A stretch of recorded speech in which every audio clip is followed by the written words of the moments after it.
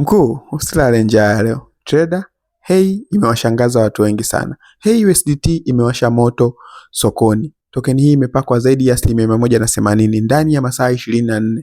Lakini swali kubwa ni hili. Je, hii ndio mwanzo wa bull run mpya au ndio muda ambao investors wakubwa wanajiandaa kuuza? Tukiangalia kwenye chart ya 4 hours, HEI ilishuka hadi kwenye eneo la $0.0547. Kisha baadhi wakaingia kwa nguvu na kuisukuma hadi kufikia $0.1985. Hii ni rally ya karibu ya 260 kutoka kwenye low hadi high, ishara kwamba demand imeongezeka sana kwa muda mfupi. Baada ya kufika kwenye $0.1985, tunaona sellers wameanza kuchukua profit na price imerudi karibu na $0.1626.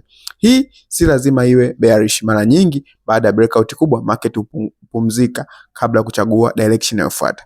Maeneo ya kuangalia ni haya hapa. Support ipo kwenye $0.14 mpaka $0.15 na resistance ipo kwenye $0.1985. Kama baadhi watavunja resistance ya $0.185, inayofuata inaweza kuwa $0.22 hadi $0.25.